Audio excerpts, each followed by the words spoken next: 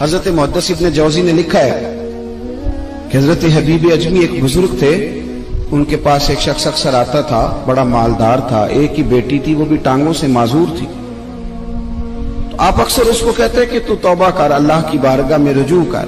ایک وقت ایسا آتا ہے کہ پھر انسان کا جب کوئی اپنا نہیں رہتا پھر اسے مصلی یاد آتا ہے، لیکن اگر مصلی کی عادت بچپن سے پڑ جائے نا تو پھر ذرا آسان ہوتا ہے اللہ سے دل لگانا۔ وہ اکثر آپ اس کو کہتے کہ ٹھیک ہو جائے کہ تو بیٹی ہے، وہ بھی بیچاری معذور ہے، تو کہاں دولت لے جائے۔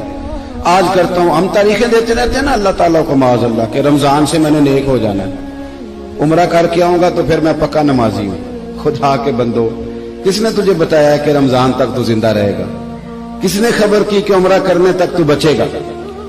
حضرت حبیب اجمی اس کو کہتے تو کہتا بڑی جلدی ٹھیک ہو جاؤں گا۔ ایک دن سویرے سویرے توبہ کرنے آ گیا۔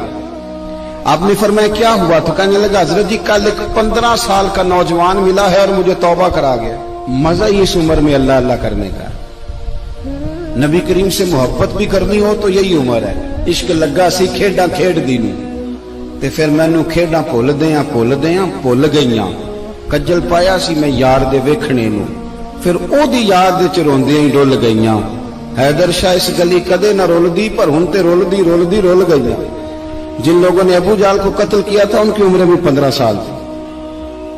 ہم تو بڑے ہی نہیں نہ ہوتے ساری زندگی، نہ ہمیں کو بڑا ہونے دیتا ہے، ہم بڑے ہی نہیں ہوتے، یہ تو عمر ہے کچھ کر گزرنے کی۔ 15 سال کا نوجوان توبہ کرا گیا تو حضرت حبیب اجمی کہنے لگے وہ کیسے؟ کہنے لگا حضرت جی میں کل منڈی گیا تھا، مجھے کچھ سامان خریدنا تھا، تو بغداد کے بازار سے میں نے مچھلی خرید لی 10 کلو، باقی بھی سامان تو اب خود لے جا نہیں سکتا تھا۔ تو مزدور آپ کو پتہ ہے بیچارے آج بھی سڑکوں پہ بیٹھے ہیں، تو مزدور بیٹھے تھے تو ان میں ایک نوجوان 14-15 سال کا، چہرے پہ بڑی روشنی۔ میں نے اس کو کہا بیٹے مزدوری کرو گے؟ کہنے لگا حضور مزدوری بھی کرتا ہوں، پڑھائی بھی کرتا ہوں، اور جو اللہ کو منظور ہو اس کی عبادت بھی کرتا ہوں۔ میں نے اسے کہا کہ یہ میرا سامان ہے فلان جگہ پہنچانا، کیا لوگے؟ کہنے لگا 3 دینار مزدوری۔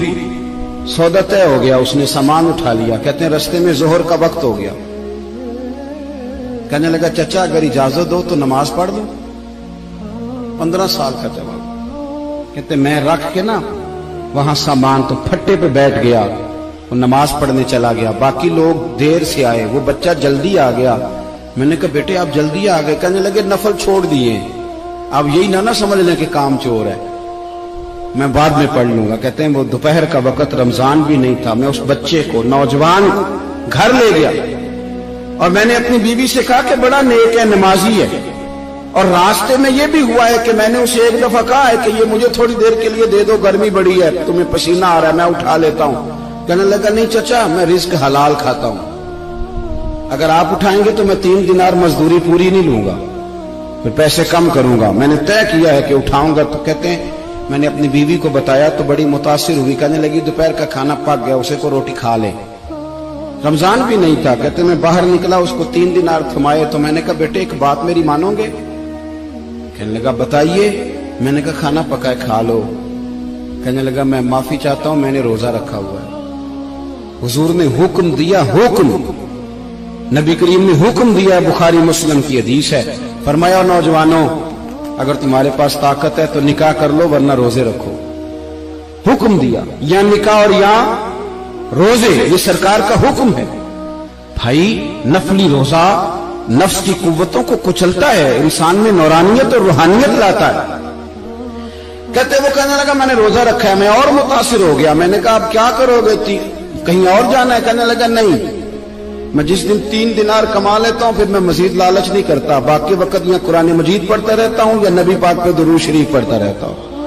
آپ بتائیں تو میں نے کہا کہ افطار میرے ساتھ کر لو۔ کہتے ہیں میں اسے مسجد چھوڑ آیا اور خود میں لوٹ آیا۔ افطار کے بعد میں اسے لایا، کھانا کھلایا، عشاء پڑھی، اس کا گھر دور تھا، میں نے ڈرائنگ روم کھول دیا، بیٹھک کھول دی، وہیں وہ سو گیا۔ میری 20 سال کی معذور بچی کبھی چل نہیں سکتی تھی، کوئی طبیب کوئی حکیم میں نے چھوڑا نہیں تھا اس کو دکھایا نہ ہو۔ ایک ہی بیٹی، وہ بھی معذور پیدائشی، اس کے کمرے میں گئے، میاں بیوی اسے کھانا کھلا اور بتایا بیٹے ایک نوجوان ہے، بڑا نیک ہے ہمارے گھر میں، آج بڑا پرہیزگار۔ پتہ ہے حضور نے کیا فرمایا؟ نبی کریم فرماتے ہیں جب نوجوان اٹھ کے تہجد پڑھتا ہے نا، نوجوان تو اللہ فرشتوں کے سامنے اس نوجوان پر فخر فرماتا ہے.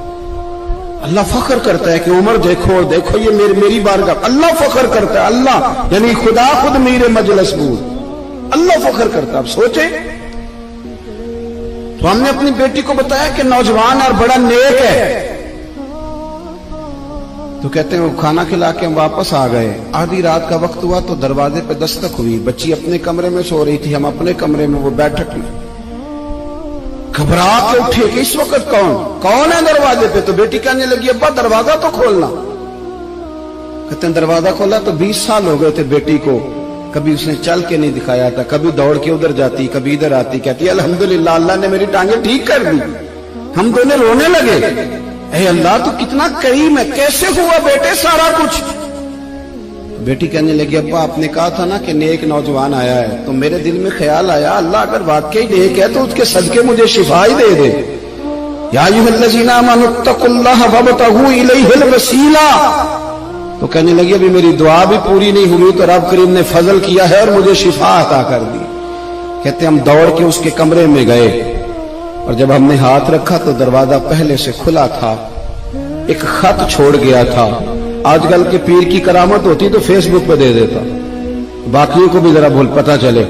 کہتے ہیں وہ خط چھوڑ گیا اپنے بستر پہ کہ اگر تم لوگوں کو مجھ سے محبت ہو گئی ہے تو میرے پیچھے نہ دوڑنا, اس رب کی بارگاہ میں جھکنا جس رب نے میرے اوپر بھی فضل فرمایا ہے اور آپ پر بھی کرم فرمایا. میرے نوجوان دوستو, یہ جو بچپنا ہمیں لوگ کہتے ہیں نا ابھی بچے ہو, ابھی جب آپ بالغ ہو گئے تو نماز فرض ہو گئی, سچ بولنا ضروری ہو گیا, رزق حلال کھانا ضروری ہو گیا, شریعت ساری کی ساری لاگو ہو. ایک تو درگزر سے کام نہیں, دوسرا اپنی زندگی کے اندر خواہشات کو چھوڑیں.